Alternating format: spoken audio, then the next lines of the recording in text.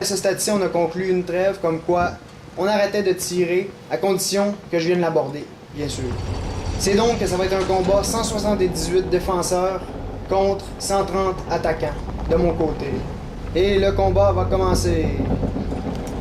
Comme vous pouvez voir, c'est à grands coups de gourdin que ça va se passer. Principalement, bien sûr, quelques-uns de mes hommes vont avoir des mousquets, donc des baïonnettes. Certains aussi vont avoir des épées.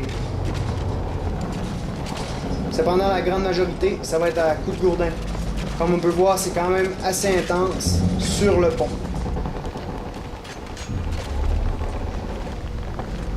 C'est donc à 126 contre 95 que je vais gagner. Comme on peut voir en fond d'écran, mes hommes commencent à retourner sur leur bateau après leur victoire. Comme vous pouvez voir, on a déployé une unité chacun et lui en a perdu une. Pour le reste, il y avait 126 hommes qui lui restaient et moi 95.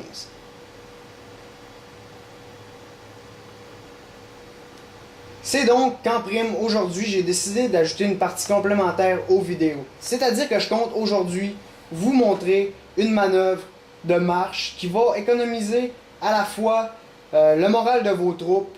Aussi, ça va économiser leur aspect physique, c'est-à-dire qu'ils vont être moins fatigués globalement une fois qu'ils vont avoir terminé cette manœuvre-là. C'est donc qu'aujourd'hui, je vais vous montrer une manœuvre pour effectuer une marche en tournant sans trop épuiser vos troupes. C'est-à-dire que les unités enlignées juste ici, je vais désirer venir les placer ici en diagonale, environ de cet arbre-ci à cet arbre-ci. C'est donc qu'en temps normal, les gens qui vont jouer à Napoleon Total War vont vraiment, dans presque tous les cas, effectuer une marche traditionnelle. C'est-à-dire, on les place en ligne, on les fait tous courir et ils vont venir se placer ici. Cependant, cette unité-ci va vraiment arriver avant la dernière. C'est donc que ça donne rien de toutes les faire courir. Le mieux, c'est vraiment de bien coordonner ces troupes pour qu'ils arrivent tous en même temps. C'est donc que le point 1, c'est que les troupes vont être en meilleur état une fois qu'ils vont arriver à destination. Mais le point 2, c'est que si l'ennemi est en face, on va pouvoir concentrer le tir plus rapidement. De la façon que je vais vous montrer, toutes les troupes vont arriver en même temps et ils vont tous pouvoir commencer à tirer en même temps, bien évidemment. C'est donc à l'accéléré, le mouvement traditionnel peut se montrer ainsi.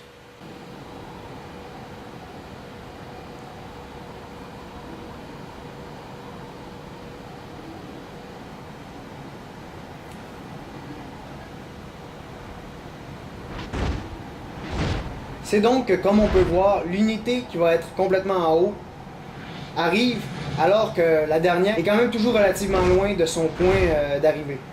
Observons donc maintenant la deuxième technique. Cette fois-ci, on va l'observer en temps réel. Appuyons maintenant sur Play. Bon, la première chose que je vais faire, ça va être ordonner à cette troupe-ci de courir. On sait que cette troupe-ci a plus de terrain à parcourir. C'est donc que je vais tenter, en me fiant sur l'angle d'arrivée, d'ordonner à mes troupes de courir à un angle relativement similaire à celui de leur arrivée. C'est donc que j'ai ordonné à cette troupe-ci, j'ai laissé un petit espace. Ensuite, j'ai ordonné à cette troupe-ci. Ces trois-là continuent de marcher. J'ai ensuite ordonné à cette troupe-ci de courir. C'est donc qu'on voit à date que l'angle va à peu près se respecter, c'est-à-dire l'angle d'arrivée. Ensuite, cette troupe-ci y va. Et finalement, je vais ordonner à ma dernière de courir. On voit donc qu'en gros, cette troupe-ci va économiser plusieurs mètres de course. Ce qui est pour le moment pas grand-chose. Mais à la longue, ça peut être vraiment capital. C'est-à-dire que les troupes, en ayant un meilleur état physique, ont plus de morale, ça c'est indéniable. Donc ils vont plus résister au feu. Bien sûr, il n'y a rien de révolutionnaire dans ce que je vous montre. Cependant, les gens le font pas. C'est sûr aussi, ça demande quand même légèrement de la coordination. Quand on a d'autres troupes à gérer, c'est pas toujours évident. Cependant, quand on peut se le permettre, c'est vraiment bien de le faire. Comme on peut voir, les troupes arrivent relativement tous en même temps. Bien sûr, il y a un travail à faire, mais c'est vraiment mieux en gros.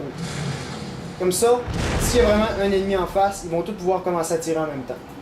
C'est donc qu'aujourd'hui, on a commencé l'épisode par une bataille navale. C'était un duel Et on a vu que c'est pas la grosseur qui compte, mais fréquemment la portée et la manœuvrabilité d'un navire qui va l'emporter sur la robustesse et la puissance. En premier lieu, notre stratégie, ça a été de briser les voiles de notre ennemi, afin de l'immobiliser. À partir de ce moment-ci, on a pu se frayer un chemin et approcher de son navire tout en le criblant de boulets réguliers. Ça nous a permis d'abattre, durant notre chemin en zigzag, une bonne partie de son équipage et éventuellement quelques canons. D'autre part, ça a affecté son moral, bien évidemment. Une fois qu'on était plus près de son navire, on a pu passer, assisté par nos mousquets, au boulet antipersonnel. À partir de ce moment-là, le moral de notre ennemi a commencé à flancher et c'est alors qu'on a pu s'approcher et aborder son bateau. Malgré le fait qu'il y avait une supériorité numérique, on a toutefois été capable de soumettre son équipage et ainsi remporter la victoire finale. Par la suite, durant la séquence bonus, on a pu observer un type de manœuvre en pivot qui permet éventuellement à un général d'apporter toutes ses troupes au même endroit et de concentrer son tir, et ce tout en diminuant la fatigue de ses soldats. Et voilà,